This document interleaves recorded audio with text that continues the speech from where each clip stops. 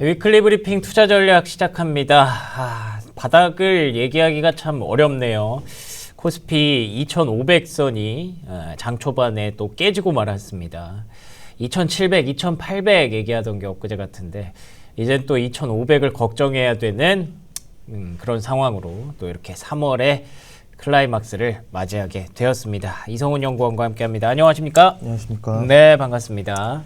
3월에 그래도 좀 분위기 좋은 줄 알았는데 이게 진짜 불과 며칠 사이에 2650에서 2500까지 꺾어버리네요. 네, 이렇게 네. 3일 걸렸나요? 와, 이게 관세의 힘이 진짜 지대한 것 같습니다. 네, 아무래도. 뭐 저희가 이제 걱정하는 게 이제 크게 세 가지잖아요. 첫 번째가 이제 관세인데 25% 자동차 관세 부과되고 나서 이렇게 사단이 발생했거든요. 네, 맞습니다. 그리고 또 이번 주에 4월 2일 상호 관세도 있고요. 네. 지나가면 좀 달라질까요? 사실 쉽지는 않아 보입니다. 이게 사실 뭐 저희 말씀해주신 대로 이 코스피도 오늘 지금 2% 하락까지 하면은 지난주 이제 2거래일, 3거래일까지 해서 거의 5% 넘게 지금 3거래일 동안 빠지고 있는데 네. 이게 사실 투자 심리 자체가 너무 취약해진 상황이고요. 뭐 미국 증시만 보더라도 3월 동안 이제 S&P 500이 6%대 하락을 하면서 어느 정도 이제 증시 차원에서는 관세 정책 불확실성이 좀 상당 부분 좀 반영이 됐다라고 판단을 하고 있는데요. 다만 사실 이러한 부분이 상호 관세가 갑자기 4월 1일 날 발표된다고 일시에 해소되긴 사실 어렵다라고 보고 있고, 기본적으로 이 관세와 관련된 노이즈는 그러한 이제 변동성 장세는 최소한 이제 4월 중순까지는 좀 지속될 것이다라고 생각을 하고 있습니다. 그 이유를 좀 말씀을 드리면 사실 트럼프가 뭐 지속적으로 얘기를 하다시피 이번에 발표되는 내용을 기준으로 사실 협상을 좀 진행을 하겠다라고 조금 언급을 하고 있는 상황이잖아요. 그러니까 미국이 먼저 패를 까면 그 다음에 이제 다른 상대국들이 패를 열었을 때 그렇죠. 그게 이제 맞춰지면서 해소가 되는 거기 그렇죠. 때문에 시간이 필요한 거예요. 네, 맞습니다. 그리고 사실 이게 그 단순히 그냥 관세만 가지고 논해도 사실 이야기할 거리가 많은데 이 관세 외에도 사실 비관세 장벽이라는 게 있지 않습니까? 그렇죠. 그래서 뭐 유럽의 이제 부가가치세와 같은 부분들이 사실 어떻게 보면 약간 일종의 좀 모호성을 좀 띠고 있기 때문에 이게 국가 간에 조금 협상을 하는 과정에서 노이즈는 좀 불가피할 수밖에 없다라고 보고 있습니다. 그리고 뭐 사실 그 외에도 뭐 반도체, 의약품, 목재 이러한 이제 품목별 관세까지도 또 언급을 맞네요. 한다라고 하면 사실 이러한 부분이 단기에 해소되기는 아직까지는 조금 어렵지 않나라고 개인적으로 생각을 하고 있습니다. 관세는 우리가 뭐 어떻게 대응할 수 있는 방법이 없습니다. 그냥 기다려야 되는 것밖에 없고, 두 번째가 이제 관세로 인한 어떻게 보면은 나비 효과라고 해야 될까요? 물가, 인플레이션이 상승하고 소비 심리가 급락을 하면서 경기 침체에 대한 우려가 또 지난주에 다시 미국에 엄청 큰 화두로 떠올랐거든요. 네, 맞습니다. 요거는 어떻게 보셨나요? 침체 우려는 사실 그 트럼프 관세 정책의 나비 효과가 맞죠. 사실 그 부분이 맞는 이야기고, 지난주 금요일에 이제 발표된 지표만 좀 간략하게 리뷰를 드리면 사실 연준 입장에서 가장 선호하는 지표 자체가 사실 근원 PCE 물가거든요. 그렇죠. 근데 이 근원 PCE 물가가 예상치를 이제 상회하는 수준으로 이제 발표가 되었고, 그리고 사실 이제 미국의 GDP 중에 이제 3분의 2를 차지하는 게 거의 이제 미국의 소비이고, 그간 이제 견조한 성장세를 지탱을 했던 게 미국의 소비인데, 이 실질 소비 지출도 사실 예상치를 좀 하회하면서 어떻게 보면 물가는 상승하는데 소비는 이렇게 둔화하는 흐름이 좀 재차 이제 스태그플레이션에 대한 우려를 자극을 했다라고 봐주시면 될 것 같고요. 네네. 그리고 사실 그 이후에 또 발표된 내용이 계속 이제 연초부터 불확실성을 좀 자극했던 미시간대 소비자 심리 지수인데, 그렇죠. 이게 사실 서베이 지표잖아요. 소프트 데이터인데 아무래도 이런 관세 정책에 대한 불확실성을 굉장히 빠르고 강력하게 반영을 하고 있는 것 같습니다. 잠정치 대비도 좀 둔화하는 흐름을 보였는데, 이게 좀 우려가 될 만한 부분이 사실 그간에는 이제 단기적인 1년 기대 인플레이션만 좀 상승하는 흐름을 보였는데, 이게 어느 정도 경직성이 있었던 5년 장기 기대 인플레이션도 4.1%로 상향이 되면서 1993년도 이래로 가장 최고치를 기록을 했거든요. 이게 사실 어떻게 보면 침체나 이제 스태그플레이션에 대한 우려를 자극할 수밖에 없는 요인이다라고 말씀을 드릴 수가 있고요. 결국에는 이러한 부분도 관세 정책 노이즈가 지속되는 과정에서 이와 연동해서 계속 지속될 것이다라고 보고 있고요. 결국 이제 4월 말에 이제 시작될 기업들의 뭐 실적 가이던스 톤이나 아니면 중간중간에 연준이원 발언들이 얼마만큼 시장에 좀 안도감을 제공을 해줄 수 있는지에 따라 계속 이와 같은 변동성 장세가 좀 나타나지 않을까라고 생각을 하고 있습니다. 그러니까 우리가 흔히 그 스태그플레이션 얘기를 하잖아요. 경기 침체로 인해서 물가가 상승하고 경기는 떨어지고 소비 심리 떨어지는 그 현상을 우리가 제일 싫어하는 건데, 스태그플레이션까지는 안 오지 뭐 설마 오겠어라는 반응이 사실 일단 기저에 깔려 있긴 해요. 네. 근데 어쨌든 지금 방향만 놓고 보면 스태그플레이션으로 가고 있는 건 맞단 말이에요. 그렇죠. 예, 물가도 실제로 조금이지만 올라가고 있고 심리도 계속 떨어지고 있고 그렇기 때문에 스태그플레이션은 안 가더라도 그 우려를 우리가 막을 수 있는 방법은 또 없어요. 네, 그래서 이 두 가지가 관세와 경기 침체 우려가 계속 시장을 짓누르는 가운데 거기에 국내 증시는 하나의 짐이 더 얹어졌습니다. 바로 이 공매도인데요. 네. 오늘부터 공매도가 시작이 됐는데 지난주에 급락을 했고 오늘까지 급락을 하고 있는 배경 중에 하나로 공매도를 꼽으시는 분들도 있더라고요. 네. 제가 그래서 종목들을 좀 보니까 급락하고 있는 종목들이 대차장고 쌓여있던 종목들, 2차전지주, 뭐 한미반도체 이런 종목들이 좀 많이 빠지고 있긴 해요. 네네. 예, 그래서 이게 연결이 아주 없다라고 보기도 힘들 것 같거든요. 어떻게 그렇죠. 보세요? 네, 말씀해주신 대로 사실 공매도에 대한 그 위험 회피 심리가 분명히 이제 반영이 되고 있고요. 이게 지난달 말고 이제 지난달 중후반부터 사실 공매도와 관련된 부분들을 계속 시장이 반영을 하고 있는 상황인 것 같습니다.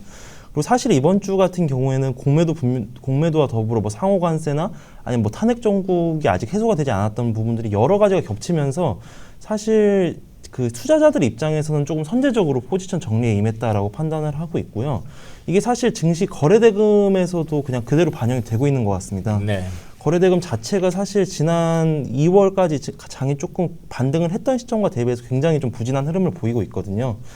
단기적으로 이제 공매도에 대한 여파는 있지만 뭐 추세적으로 증시의 이제 방향성을 훼손하기는 좀 어렵다라는 거 보는 게 고객 예탁급 자체는 오히려 좀 증가를 했습니다. 결국 투자자들 심리 자체가 뭐냐면 단기적으로 이러한 이제 위험성 이벤트에 대비해서 조금 안전한 쪽으로 조금 피신을 하겠다라는 심리가 좀 반영이 됐다라고 보고 있거든요.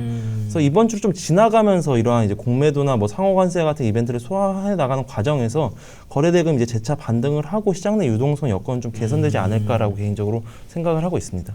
그러니까 이게 사실 급락을 막으려면 밑에서 바닥을 잡아야 되고 바닥을 잡으려면 매수가 들어와야 되는 건데 네네. 지금 매도는 나오는데 뭐 매도의 어떤 뭐 급증이라기보다 그 밑에 잡아주는 매수가 없으니까 네, 맞습니다. 계속 이게 바닥 뚫린 듯이 계속 빠지는 그렇죠. 거구나. 속절없이 빠질 수밖에 없다. 이 앞에 말했던 그 세 가지의 악재가 다 같이 작용을 하면서 그렇죠. 네, 맞습니다. 제가 아까 그리고 잠깐 대차장고 언급을 드렸는데 이게 진짜로 공매도 시작하기 직전 되니까 뉴스에도 나오더라고요. 계속 대차장고가 다시 급격하게 늘어나기 시작했다. 네. 그러면은 단기적으로 이런 뭐 충격은 불가피하겠네요. 네, 약간 불가피하다고 볼 수밖에 없겠죠. 이게 실제로 뭐 이제 과거 세 차례 공매도 좀 사례를 살펴보면은 네. 이제 과거 세 차례 이제 공매도 재개 이후에 이제 20거래일, 40거래일, 60거래일 동안 이제 코스피와 코스닥의 수익률을 볼 수가 있는 차트인데요. 네. 이게 사실 중장기적으로 뭐 이제 2달이나 3달 뒤에는 사실 오히려 코스피나 코스닥 모두 상승을 했습니다. 근데 이게 사실 이 차트만 보시면은 이게 한 달 정도까지는 조금 지지부진한 흐름들을 보여왔거든요. 특히 이제 지수단에서 본다라고 하면 코스닥은 이제 한 달 동안 조금 평균적으로 부진한 흐름을 보였다라는 게 확인이 가능한데 이게 사실 코스닥 내에 이제 업종별 구성만 보더라도 이게 조금 확인이 가능할 것 같아요. 코스닥 내에서는 아무래도 뭐 2차전지나 바이오 같이 밸류에이션 부담이 높은 공매도의 타겟이 될 수 있는 종목들이 좀 많이 포진되어 있기 때문에 단기적으로는 사실 코스닥이 조금 부담이 될 수밖에 없는 국면이다라고 생각을 하고 있기 때문에 현재 오늘 같은 경우에는 코스피, 코스닥이 계속 이제 급락하는 양상을 보이고 있지만 이번 달 같은 경우에는 좀 펀더멘털적으로 좀 우량한 대형주 중심으로 조금 양호한 흐름을 보이지 않을까라고 생각을 하고 있습니다. 펀더멘털적으로 우량한 대형주라고 표현을 하셨는데 네네. 리포트 보니까 가치주가 조금 상대적으로 좋을 수 그렇죠. 있다라고 얘기하시더라고요. 네네. 그게 연결된 내용인가요? 네, 사실 연결이 될 수가 있죠. 이게 가치주라고 하면은 네. 산업적으로 어느 정도 이제 안정적이고 뭐 미래에 이제 폭발적인 이익을 창출할 수는 없지만 네. 어느 정도 이제 금융이나 통신과 방어가 같이 되죠. 그렇죠. 방어적인 네. 업종을 저희가 흔히 이제 가치주라고 하는데 이게 결국에는 이제 앞서 말씀드린 대로 공매도가 재개가 되면은 사실 이제 단기적인 수급 이벤트 관점에서는 투자자들 심리 자체가 밸류에이션 부담이 높은 업종에서 조금 이러한 이제 공매도 타겟이 되기 힘든 종목들로 좀 자금이 로테이션이 되는 과정에서 이러한 성장주 대비 가치주가 한 달 동안 조금 반등하는 흐름을 보였다는 점이 확인이 가능합니다. 사실 이게 지난 3월 업종별 수익률만 보더라도 확인이 가능한데요. 이거는 이제 업종별로 이제 PBR이랑 3월 수익률을 이제 비교를 해본 건데 사실 PBR이 높은 종목들 같은 경우에는 사실 조금 부진한 흐름들을 보여왔고 오히려 이렇게 조금 가치주 업종에 해당하는 업종들이 3월에 좀 양호한 수익률을 보였거든요. 예. 이게 사실 그대로 이제 4월 한 중순까지는 이러한 부분들이 어느 정도 반영이 될 수 있다라고 보고 있고 사실 반도체, 자동차 같은 경우에는 이제 관세와 관련된 또 업종이기 때문에 조금 그러네. 다를 수가 있는데 공매도에 한해서 좀 말씀을 드리자면 이러한 네. 이제 대형 가치주 업종들이 조금 양호한 흐름을 보이지 않을까라고 생각을 하고 있습니다. 그렇군요. 네, 단기적으로라고 계속 말씀을 해주시는데 네네. 중장기적으로는 나라에서 어쨌든 공매도를 재개하는 게 뭐죠? MSCI 선진지수 네네. 들어가는 첫 번째 주춧돌 아닙니까? 그렇죠. 선진지수 들어가는 거의 궁극적인 목표는 외국인들의 수급이 좀 더 우리나라에 들어오기를 원하는 거고. 네네네. 그러면 진짜 중장기적으로는 그게 되나요? 외국인이 좀 좋아해 주나요? 그렇죠. 사실 공매도를 외국인 입장에서 봤을 때는 사실 네. 한국 시장 자체가 이제 신흥 시장 중에 굉장히 어떻게 보면 조금 마이너한 시장으로 분류가 될 수도 있는 시장이거든요. 근데 그 안에서 이제 외국인 투자자 입장에서 공매도가 안 되는 시장은 아예 접근 자체가 불가능하게 분류를 하는 케이스도 있거든요. 예. 09년, 11년, 21년도 과거 세 차례 이제 공매도 금지 기간과 재개 이후에 이제 국내 증시의 외국인 참여 비중인데요. 이게 이 박스 표시가 이제 공매도 금지 기간 내에 그 국내 증시에 이제 외국인 참여 비중이 급감을 했었습니다. 실제로 이제 현재도 비슷한 수준을 보이고 있고요. 근데 이제 공매도가 재개되면은 모두 이러한 부분들이 상승을 했었어요. 이게 결국에는 공매도 자체가 그 주식에 대해 이제 매도 포지션을 설정하는 것 외에도 롱 포지션을 잡으려면 이거의 해지 차원에서 조금 공매도 포지션을 잡으려는 그런 수요도 분명히 있거든요. 예. 그 말인즉슨 공매도가 재개가 되면은 이 국내 증시로의 매수 자금도 동반적으로 유입이 될 수 있다라는 점을 분명히 말씀을 드릴 수가 있고요. 그리고 사실 공매도 외에도 결국 외국인의 이제 추세적인 수급 방향성을 결정하는 게 펀더멘탈 요인인데 최근에 사실 코스피 이제 12개월 선행 EPS가 조금 저점에서 반등하는 흐름을 보이고 있습니다. 이와 발맞추어 외국인 지분율도 좀 상승하는 흐름을 보이고 있는데 어떻게 보면 공매도 재개가 이러한 부분들을 조금 가속화시킬 수 있는 요인 중에 하나가 되지 않을까라고 기대를 하고 있는 상황입니다. 뭐 물론 지나간 사례가 이번에 항상 되풀이된다라는 보장은 없습니다. 그렇죠? 네네, 맞습니다. 그때그때 상황이 다르고 지금은 또 앞에서 저희 오프닝에서 말씀드린 것처럼 워낙에 지금 혼탁해요. 첩첩산중이고 그러다 보니까 조금 그 시간이 딜레이 될 수도 있을 것 같아요. 외국인들이 다시 대한민국 증시에 메리트를 갖고 찾아오는 시간이. 그렇지만 중장기적으로 이 정책을 활용하는 그 의도와 배경이 잘 맞아 들어간다면 그 목표에도 가는 길이 방향이 틀리지는 않았을 수도 있겠죠. 지금 조금 많이 고통스럽지만 이걸 또 감내해야 되는 기간인 것 같기는 합니다. 저희가 이거 녹화를 하는 동안 코스피 2500이 깨질랑 말랑 하다가 지금은 열리니까 2480까지 열려버렸거든요. 이게 사실 뭐 공매도 얘기, 뭐 관세 얘기 이런 것도 중요하지만 지금 당장 저희에게 필요한 건 이 급락장에서 뭘 어떻게 해야 하는지 대응 전략이 제일 저는 중요할 것 같다는 생각이 들거든요. 네, 맞습니다. 근데 제가 지금 머릿속에 떠오르는 건 지금은 뭐 사기도 어렵고 팔 수도 없을 것 같아요. 네. 어떻게 해야 되나요? 지금은 말씀해주신 대로 관망을 하는 게 맞다라고 보고 있고요. 이게 사실 지금 주초잖아요. 네. 근데 주초에 이제 시작을 하면서 워낙 이제 앞서 말씀드린 그 공매도나 이제 상호관세와 같은 이벤트를 앞두고 경계감이 굉장히 조금 일시에 반영이 되고 있는 흐름인 것 같습니다. 한 번에 이게 확 오는 거구나. 그렇죠. 이게 사실 그래서 뭐 오후장을 좀 봐야 될 것 같은데 그쵸. 이게 아래꼬를 잡고 올라오는지도 봐야 될 것 같고 네. 아마 분명히 이게 PBR 단에서는 사실 국내 증시가 분명히 저평가를 받고 메리트 있는 있죠. 구간은 확실히 맞거든요. 네. 그리고 이게 분명히 이전 이제 차트만 보더라도 저가 매수가 분명히 트리거가 되는 포인트만 있으면 다시 맞아요. 반등하는 흐름을 보였기 때문에 이 지점에서 매도에 동참을 하기보다는 사실 어떻게 보면 조금 관망하는 장세로 대응을 하는 게 맞지 않나라고 생각을 하고 있습니다. 알겠습니다. 그래도 올 한 해 시작하면서 차트를 좀 잘 이쁘게 만들어 왔다고 생각을 했거든요. 네. 와, 근데 이게 코스피가 이렇게 좀 하루 만에 일시에 이렇게 차트를 다 망가뜨릴 거라고는 생각을 못해서 오늘 조금 더 많은 분들의 충격이 좀 클 것 같은데 일단 지금은 확실히 그래도 믿을 수 있는 밸류에이션 메리트는 있다고 생각을 하니까 또 트리거가 하나 나올 때까지 좀 기다려 봐야 될 것 같네요. 지금 뭔가 투매가 진행되고 있는 현상인 것 같기도 하고요. 투매가 지나가야 또 반등이 나올 수도 있다는 얘기도 있잖아요. 지금은 뭐 죄송스럽지만 이런 말씀밖에 드릴 수가 없네요. 자, 그러면 이번 주에 주목해야 될 이벤트가 일단은 뭐 상호관세 발표 이외에 또 뭐가 있을지 궁금하네요.